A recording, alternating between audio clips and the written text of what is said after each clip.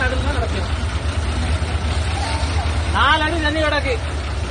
4 அடி தண்ணி கிடக்கு. ஃப்ரண்ட்ல மட்டுமே. போட்டு அந்த கவர்மெண்ட்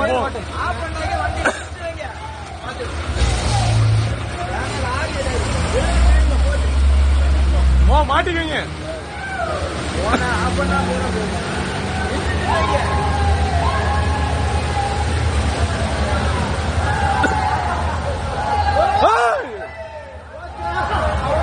இழுத்துருவாங்க. அவ்வளவுதான்.